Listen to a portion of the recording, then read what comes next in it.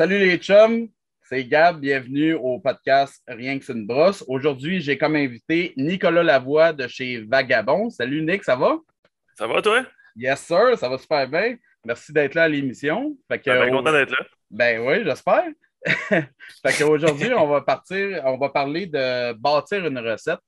Je t'avais envoyé les thèmes, tu as choisi ce thème-là, puis qu'on parle de comment bâtir une recette pour une dry stout. Yes. Dans le fond, ma première question, ce serait, c'est quoi ton logiciel que tu utilises? Ben, moi, j'utilise Beersmith, comme ben du OK. monde, là. Ouais. C'est assez complet, là. Tu sais, Beersmith, c'est le fun parce que tu peux être vraiment deep dans plein d'affaires ou tu peux être juste en surface puis tout va bien, là, tu sais. Ouais, ouais, t'as bien raison, ouais. OK. Commençons à parler de bâtir une recette pour une dry stout. Yes. Toi, habituellement, ça va être quel malt ou flocon là, que tu vas prioriser pour ce genre de recette-là? Ben, côté malt, là, c'est bien important. Faut rester dans la simplicité. Tu sais, un dry stout, là, c'est une affaire que tu en bois 4 pintes, là, tant qu'à moi. Tu sais, le monde, il Ouais, associe stout à des bières pesantes puis tout ça. ouais. Mais moi un dry stout, là, je veux caler ma pinte puis en boire un autre, là. Fait OK. que faut que tu restes dans la simplicité. Tu sais, c'est pas un stout impérial, t'as pas 8 sortes de grains. D'après moi, si t'as plus que 3 sortes de grains, tu te compliques la vie. OK. Fait que moi, je te dirais là, un bon mal de base anglais. OK. Euh, Tu sais, un Maris Otter, c'est vraiment classique. Ouais. Sinon, moi, ce que j'aime bien utiliser à la place du Maris Otter, c'est le malt ESB de Gambrinus. OK. Ouais. C'est ça, c'est un malt canadien. Tu sais, ça traverse pas l'océan pour s'en venir ici, puis tout. Ouais. Puis il est vraiment versatile. Moi, je fais des IPA avec ça, je fais des bitters, je fais n'importe quoi. Fait OK. que c'est vraiment un bon mal de base. Moi, je recommanderais celui-là. Il vaut un essai. Mais sinon, un bon Mary Sutter, ça le fait, là. Fait qu'un genre de 80% là, de mal de base de même. OK. Sinon, pour les autres, je te dirais flocon d'orge à 10%. Flocon d'orge, il OK. rajoute du body, il rajoute de la rétention de mousse. Tu sais, ça rajoute un bon goût aussi, c'est le fun, le flocon d'orge. Ouais. Fait que, tu sais, il y a des rumeurs comme quoi que Guinness, tu sais, Guinness, ça serait la référence en dry stout, puis tu sais, ils gardent Ouais. leur recette bien secrète, mais d'après les rumeurs, ils utilisent les autres 30% de flocons d'orge dans leur recette. Ah, ouais, c'est quand même beaucoup, ça. C'est quand même beaucoup. Tu sais, moi j'en mets 10 dans la mienne. Je dirais entre 10 et 30, t'es un bon ballpark, là. OK. Puis sinon, le malt le plus important, c'est le roasted barley, l'orge torréfié. Ça, Ouais. c'est le goût que tu veux retrouver dans ta dry stout, là. Fait que OK. ça, un bon 10% de ça. Si t'en mets plus que 10%, là, ça va être rough, ça va goûter le brûlé, le café brûlé. Ah, ouais. Mais tu sais, 10%, tu sais, tu veux le goûter pareil. Fait un bon 10%, là, c'est le fun, ça donne la couleur, ça donne. Puis roasted barley, moi j'utilise, j'aime bien le Simpson, c'est un anglais. OK. Sinon, il y en a une couple d'autres, là. Il y a le Breeze aussi qui est le fun, mais Hmm. lui, il est plus pâle. Fait que ça en fait une bière moins noire, dépendamment de combien tu en utilises, mais il est quand même très bon aussi. OK. Fait que c'est un genre de 10% de ça fait pas mal le grain bill. Moi, OK. j'irais pas plus loin que ça. Tu sais, tu peux racheter d'autres affaires, mais tu peux mettre de l'avoine, mais là, ça enlève un peu le principe. Tu sais, ça devient une sorte à l'avoine. Tu pourrais mettre des grains caramel, mais pas vrai. Je le recommande pas. Tu sais, vraiment, reste dans la simplicité, là, puis c'est là que tu vas gagner. Ouais, parce que tu veux que ça soit peintable, fait que tu veux pas nécessairement miser sur trop d'arômes, là, C'est trop ça, tu sais. d'arômes Puis torréfiés, puis de café, puis de ce que de tu veux, là. caramel, puis de chocolat, puis de ça. Tu peux tout mettre ça, mais là, c'est ça, tu quittes l'équilibre dans ça. Puis l'équilibre dans les Ouais, bières anglaises, c'est ça qui est le plus important, ça. ouais, ouais. Puis sinon, côté houblon, excuse, qu'est-ce que tu priorises pour ce genre de recette-là? Ben, des bons vieux houblons anglais. C'est Hmm. sûr que, tu sais, moi, je recommande toujours, quand tu fais une recette, d'utiliser des ingrédients qui viennent de la région de la bière que tu veux faire. Tu sais, si tu fais une bière allemande, prends des ingrédients allemands, ça fait du sens. Si tu fais Ouais. une bière belge, prends des ingrédients belges. Si tu fais une bière anglaise, plus souvent, il y a avec des ingrédients anglais.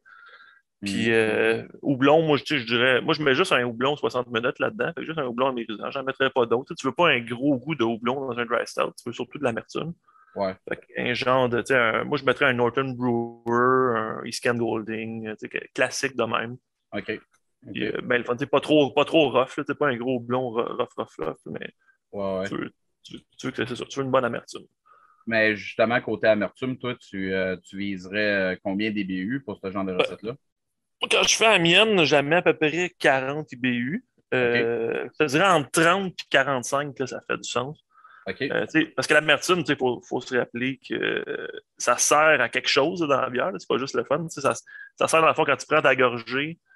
Mais l'amertume, elle vient ramasser tout ce qui reste. Elle te lave la bouche quasiment, puis elle te donne le goût de prendre une autre gorgée. C'est ça qui fait l'équilibre là, dans une bière. Ouais. Fait que si tu veux équilibrer justement toutes le roasted puis les affaires de même, là, c'est mieux de mettre une bonne amertume. Fait que je te dirais autour de 40, là, ça fait vraiment du sens. En haut de 45, ça va être vraiment un peu trop rough, puis ça va être moins peintable. Puis en bas de 30, ça va peut-être être trop pesant. OK. OK. Puis, ben, côté houblon, est-ce que tu vas faire des dry-up là-dedans? T'en as-tu déjà fait dans ce genre de recette-là? Écoute, j'en ai. Ben, si tu veux faire un dry stout à l'américaine, là, tu peux y aller avec un gros houblonnage. Parce que ça se fait. C'est le fun aussi à faire. Tu Ouais. peux y aller avec un gros houblonnage agressif et un dry-up. Euh, Moi, j'en fais pas dans la mienne. C'est houblon, là, je garde ça simple. Moi, je fais un genre Iscan Golding à 60 minutes, puis that's it, puis pas de dry-up. J'avoue que j'en ai OK. déjà fait, puis ça peut être le fun. Puis dans la bière anglaise, ce que j'aime faire, c'est mettre un houblon à 30 minutes OK. dedans. 30 minutes, ça donne de l'amertume, puis ça donne de la saveur, mais tu sais, une saveur genre plus profonde qu'un flame out ou qu'un dry up. Ouais. Fait que c'est le fun à faire. Si tu peux mettre un 30 minutes, là, je le ferais. Tu sais, dans ma brown ale, moi, je mets un bon 30 minutes, là, c'est le fun aussi. Dans le dry out, ça marcherait. OK. OK. Fait que toi, tu vises vraiment, tu sais, tu vises pas mal moins, tu vises pas vraiment, dans le fond, le côté aromatique là, des houblons. Là. Toi, ça va être Pas vraiment vraiment. pour une bonne amertume sèche qui va tout Ouais, venir ramasser, comme tu dis, puis that's it, avec un bon équilibre entre le houblon et le malt, là, dans le fond. exact, exact. T'en parles, ça me OK. donne soif. OK. Et sinon, as-tu déjà fait d'autres ajouts, mettons, dans des dry stouts? Parce que moi, ouais, vas-y. C'est drôle que t'en parles. J'avais fait, OK. écoute, pour niaiser dans le temps, j'avais fait dans un festival à Laval, on avait fait le Dry Stew. OK. Les gens qui y ont goûté s'en rappelleront. OK. J'avais pogné un dry stout puis, qu'on faisait à la brasserie dans le temps, Saint-Eustache, puis j'avais mis patates, carottes, navets, persil, thym, feuilles de laurier, sale poivre. J'avais fait un ragoût. J'avais juste pas mis de Wow. viande dedans, OK. évidemment. Mais pour vrai, là, c'était funky. C'était funky. Comme les gens ils goûtaient, ils me regardaient avec des points d'interrogation dans les yeux, puis ils me disaient, tu sais, c'est intéressant, mais c'est pas mauvais, là. Mais écoute, en tout cas, je trouvais ça bien drôle de faire le mélange des ragoûts bière noire. Ben, c'est une idée que j'ai jamais eue. C'est bon, Mais ça. pour vrai, c'était une mauvaise idée tu sais, que j'avais poussé trop loin, là. Ouais. Puis tout ça, t'avais rajouté ça quoi, à la bière au foie, genre? Ouais, c'est ça. Après la OK. fermentation, ben, vers la fin, là, pendant qu'elle fermentait, dans le fond, j'avais tous mis ces OK. ingrédients-là dans l'eau chaude pour les aseptiser. OK. Puis après ça, j'avais tout garoché dans mon fermenteur. Puis j'avais laissé ça fermenter un peu. Puis, OK. Puis c'est pas mais quelque chose que t'aurais aimé réessayer, justement, en petite batch, là, ben, pour le kick? je l'avais réessayé pour un autre événement il y a genre 2 ans. Puis ça marchait encore. C'est vraiment drôle. Tu sais, on, je jongle avec l'idée, on fait ça avec Vagabond. Puis, ben, clairement, c'est pas une si bonne idée que ça, honnêtement. Je pense que je suis déjà allé au bout de cette idée-là. OK. Mais sinon, plus sérieusement, là, dans un dry stout, il y aurait moyen clairement de mettre du café. J'ai déjà fait ça avec du café aussi, c'est vraiment Ouais, bon. Hein. ouais, ben, j'en ai fait une, moi, avec Amburana, puis avec, c'est ça, du café torréfié à Ouais. Saint-Jean, là. Puis, Hmm. wow, c'était sorti incroyable. Mais justement, l'Amburana, je pense que Hochelag a fait une impériale, justement, à l'Amburana. Puis, Ouais. j'avais trouvé ça incroyable comme goût, mais justement, c'était trop fort en alcool, là. Tu sais, moi, une bière à 9%, mais je vais boire ça pendant 1 heure, tu sais. Ouais, Mais c'est je ça. n'avais fait une, puis j'avais retrouvé le goût justement de l'amburana, là, du bois là-dedans, puis avec le café, là, ça t'amenait quelque chose, en tout cas, incroyable. Moi, j'avais Ouais, c'est ça. Moi, je ouais. l'avais fait ça, moi, avec un café brun un peu plus fruité. OK, OK. Puis c'est comme parce qu'il y a déjà le roasted, il est déjà là dans le dry stout. Fait que je trouvais ça intéressant d'aller chercher un café brun à côté. Puis ça ajoutait un bon goût de café dedans, mais sans être trop intense. Ouais, J'avais bien aimé ça. J'avais bien aimé OK, ça aussi. OK. Puis, Sinon, tu sais, il y a sûrement moyen de mettre des fruits dans la patente aussi. Tu sais, évidemment, on peut mettre des ah fruits dans ouais, ben, n'importe quoi. Là. c'est ça, tu sais, il y a moyen de faire n'importe quoi avec n'importe quel style de bière, là, au final. C'est ça, exact, Mais, mais en même temps, c'est ça. Moi, je veux pas aller contre la buvabilité de ce bière-là. Là. Pour moi, un ouais, dry stout, c'est une pinte, deux pintes, trois pintes, puis let's go. ouais. OK. Puis, ben, dans ce genre de bière-là, tu vas chercher, tu utilises quel levure d'habitude? C'est quoi que tu préfères, toi? Ben, moi, comme des formations professionnelles, parce qu'à la brasserie, on utilise juste de la levure sèche, fait que OK. de la safale, là, de la fermentiste. Ouais. Puis moi, j'utilise ça pour vraiment toutes mes bières, dans le fond.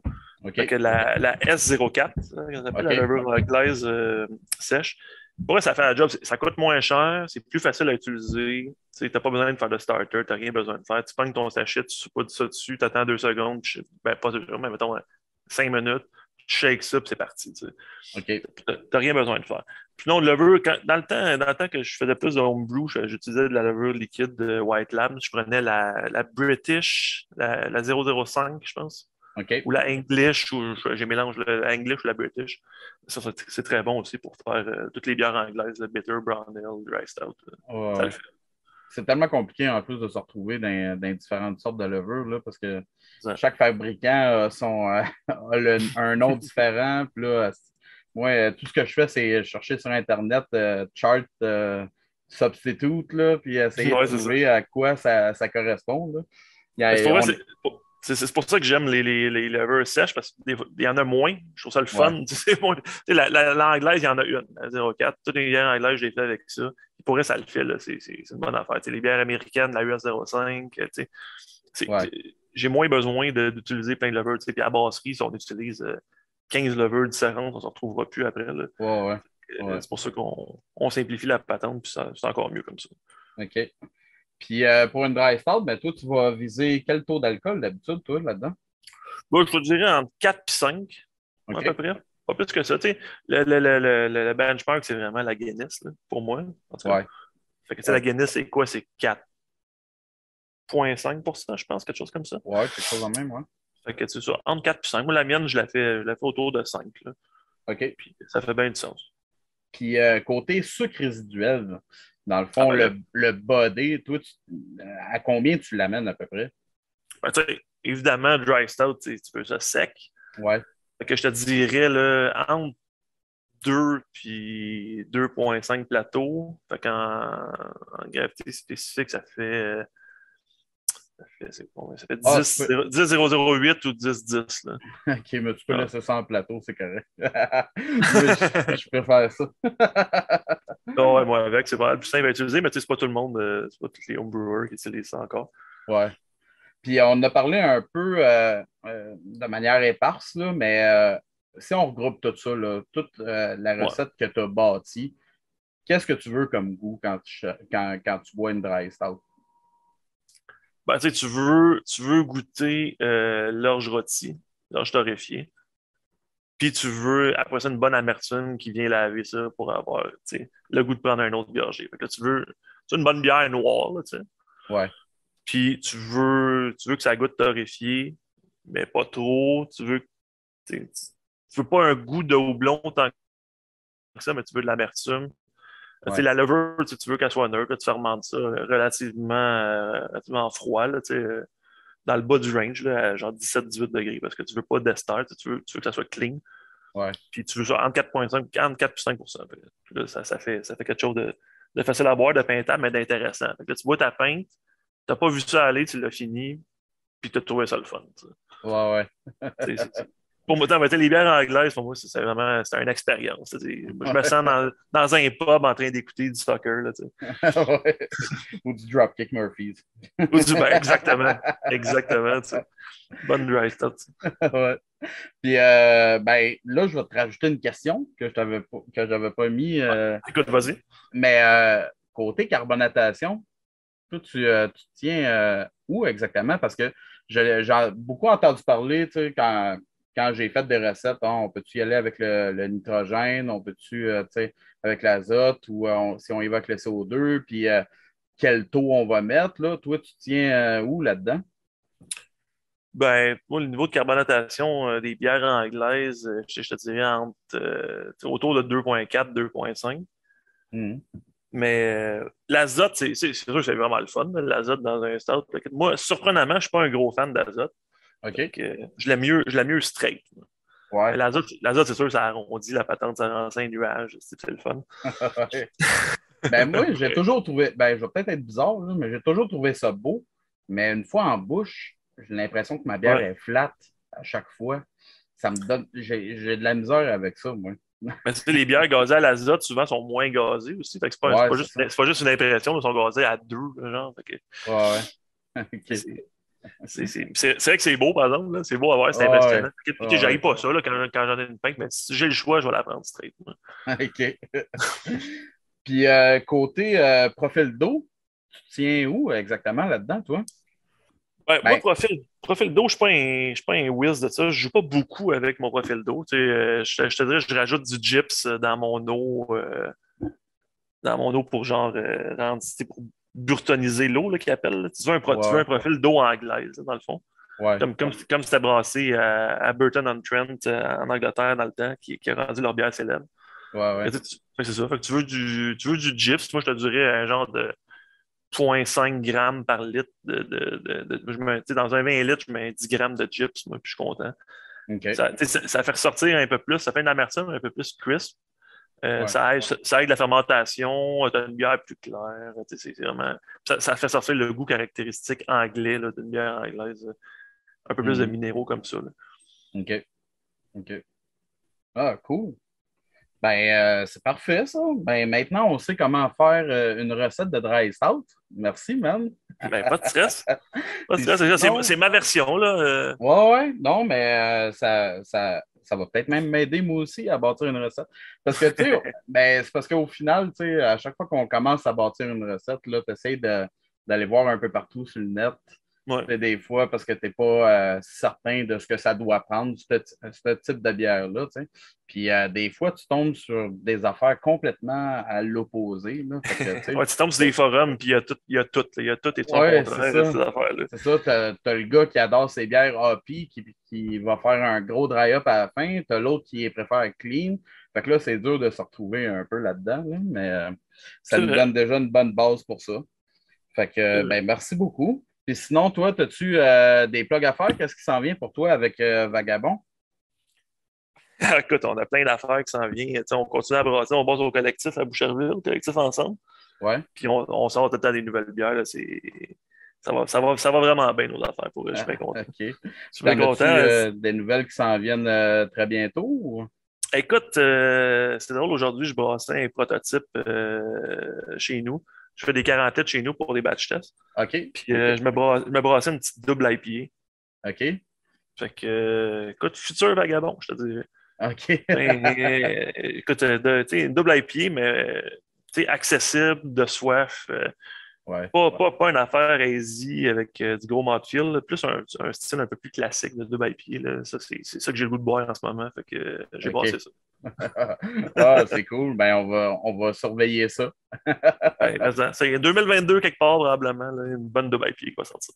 Yes, sir. Parfait. Ben, merci beaucoup. Puis, Ça fait je plaisir. vais, je vais te réinviter pour un autre épisode, ça, c'est sûr. Ben, ça va me faire plaisir, mon homme. Yes, sir. Bon, ben, merci. Puis, à vous, chers auditeurs, un prochain épisode. Cheers. Ciao!